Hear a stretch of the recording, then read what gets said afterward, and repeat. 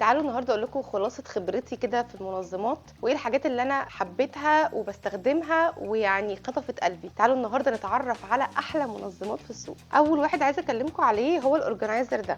ممكن يبان شكله غريب شويه بس هو عملي جدا.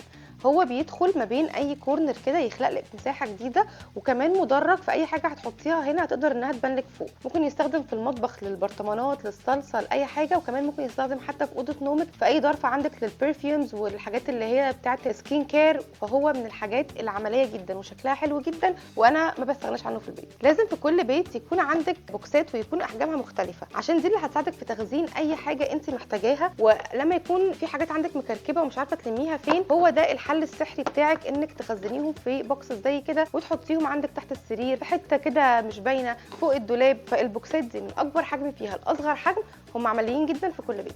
الجوكر والاساسي اللي لازم يكون عندك منه مش واحد ولا اتنين ولا تلاته، ده بيكون منتشر في البيت كله. ده بجد من احلى المنظمات اللي انا استخدمتها، وكمان حتى بالعرض ده في منه الاصغر شويه برضو عندي منهم وبرضو عمليين جدا. ده من اول بقى التلاجة لحاجات الاجهزه الكهربائيه اللي هي زي الخلاط والحاجات بتاعته. عملناها فيديو برضو قبل كده هتلاقوها على الوصفه. استخدمته كتير جدا في تنظيم حاجات الاطفال والولاد، استخدمته كتير جدا حتى في تنظيم اللبس في الدولاب. ده من الحاجات اللي كل ما تلاقيها خليه عندك ستوك، لانك اكيد هتستخدميه. بحتاس في اي حاجه في التنظيم بقول لكم فرز وجرد، ودول هيبقوا انتاج الفرز والجرد. دول كمان حجمهم لطيف جدا للاضراب. درج الكومودينو اللي جنبك اكيد في حاجات فوق بعضها، فدول حل لطيف جدا انك تجمعي الحاجات اللي ليها علاقه ببعض في واحد، والتاني حاجات تانية ادويه مثلا واحد فيه الشواحن، واحد فيه عندك جنبك نوت بوك وقلم. ده بيخلي شكل الدرج منظم، وكمان بيخلق في الدرج زي بارتيشنز كده تقدري حتى انك تستخدمي المساحه اللي في النص، ودول يبقوا حاجزين ويبقوا عاملين كانهم منظم كده في الدرج. بيبقوا حلوين جدا، بس راعي دايما لما تجيبيهم يكون ارتفاعهم مش عالي. ده بقى اختراع، لو لقيتيه في اي حته جيبي منه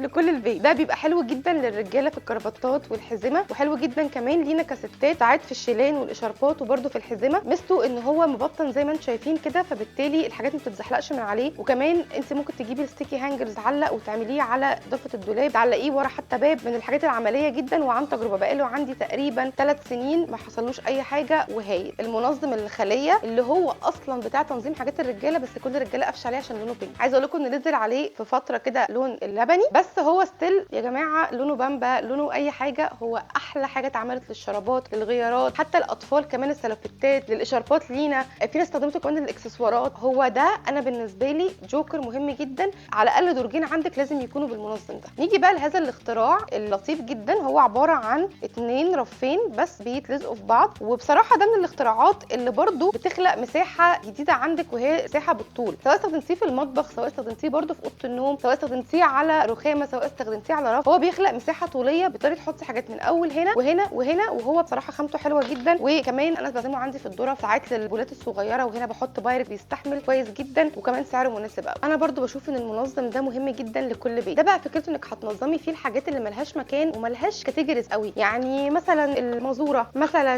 نوت بوك عشان لما تحتاج تكتبي حاجه، هتلمي فيه الاسلاك المنتشره في البيت اللي هي مش مهمه. ده برده من المنظمات اللي حلوه جدا، وممكن يتحط حتى جوه الدولاب، بس ترجعي له ويبقى فيه الحاجات مفتاح كارت الكهرباء. عارفين الحاجات الصغيره دي مش عارفين نحطها فين؟ ده من المنظمات الحلوه جدا، واللي هيبقى مكان ثابت عندك حاطه فيه الحاجه ترجعي لها لما تحتاجيها. اخر حاجه عايزه اكلمكم عليها واعبر لكم عن حبي الشديد لهذا الاختراع. وعلى فكره هو بقى فيه منه كمان مش بس دور دورين وثلاثه. هو ليزي سوزن. ليزي سوزن ده اختراع اتسمى ليزي سوزن عشان للناس المكسلين اللي مش قادرين ان هم يجيبوا الحاجه، فيلفوا البتاعه كده فالحاجه تطلع لهم وياخدوها. ده هو اختراع عملي جدا. انا حاطه عندي واحد في الثلاجه للبرطمانات، حاطه واحد عندي برده في المطبخ لكل الحاجات الكانز، اي حاجه مدوره هو عملي جدا ليها. وكمان ده في اوضه النوم عشان هو شفاف كده واكريليك، حطاه برده عشان البرفيومز على التسريحه. بصوا بتبقى لذيذه قوي، وكمان انتوا حاطينه جوه دولاب تقدروا تلفوها وتوصلوا اللي انتوا عايزينه بسهوله.